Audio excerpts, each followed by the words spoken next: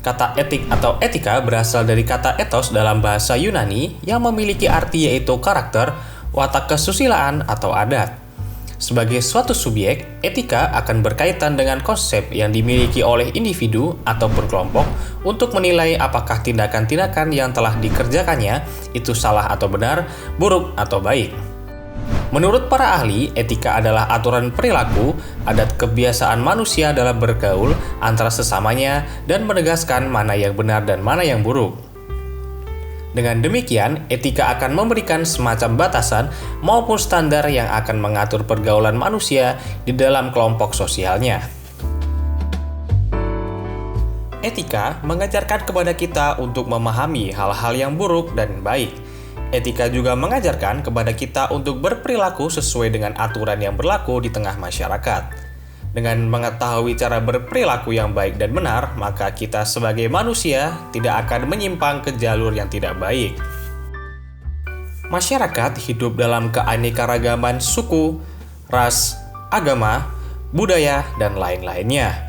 Keanekaragaman tersebut juga menggambarkan sistem nilai, karakter, kebiasaan, dan gaya hidup dari masyarakat itu sendiri. Hidup dalam keanekaragaman memiliki konsekuensi untuk saling bertentangan dari perbedaan yang ada. Maka dari itu, etika sangat dibutuhkan dalam kehidupan bermasyarakat. Terdapat 3 unsur dari etika. Yang pertama, unsur nilai. Unsur nilai menjadi motivasi penggerak dari perbuatan yang memiliki orientasi pada tujuan dari perbuatan yang membedakan antara perbuatan yang baik dan buruk. Yang kedua, unsur norma. Unsur norma ini membedakan perbuatan yang benar dan salah.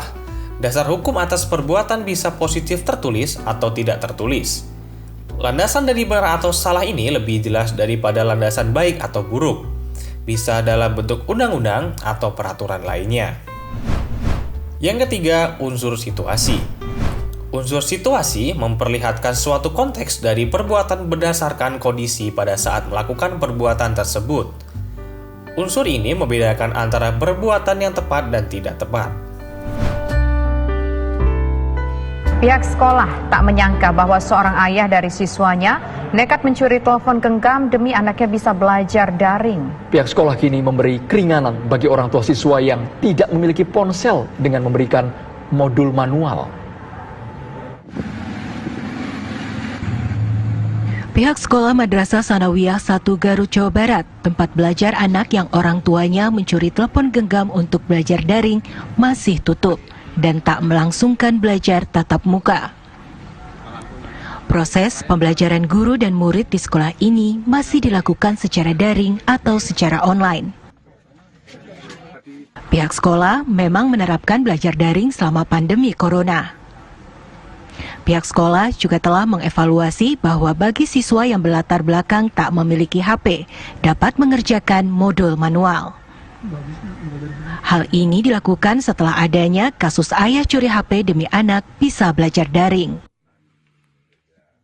Itu apapun kendalanya, HP-nya rusak, dipakai bergantian, kuotanya tidak ada, tidak cukup, dan lain-lain. Nah, kami akan menyusul dan menindaklanjutinya melalui penyampaian modul atau lembar kerja yang disiapkan oleh guru sepaket untuk anak tersebut. Sebelumnya, seorang ayah di Garut, Jawa Barat nekat mencuri telepon genggam dari tetangganya untuk memenuhi kebutuhan anaknya belajar melalui daring. Polisi yang sebelumnya menangkap Ajang kini telah membebaskannya. Kasus pencurian handphone ini tidak dilanjutkan perkaranya. Dari Garut, Jawa Barat, Taufik Hidayah, TV One mengabarkan.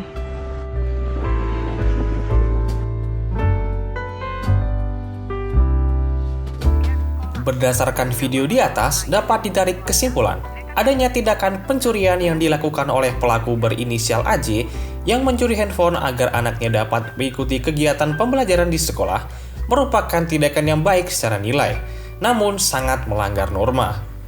Terlebih dalam norma agama, di mana norma agama berisikan ajaran perintah dan larangan dari Tuhan Yang Maha Esa. Begitupun tindakan yang dilakukan pelaku termasuk ke dalam tindakan pencurian yang dilarang oleh hukum.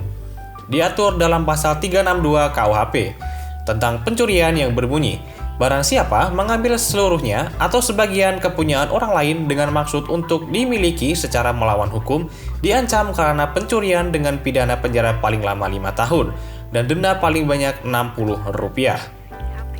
Namun dari segi nilai, yang dilakukan oleh pelaku bisa dikatakan baik, karena tidak menutup kemungkinan pelaku melakukan tindakan pencurian dalam keadaan terpaksa untuk memenuhi kebutuhan keluarganya.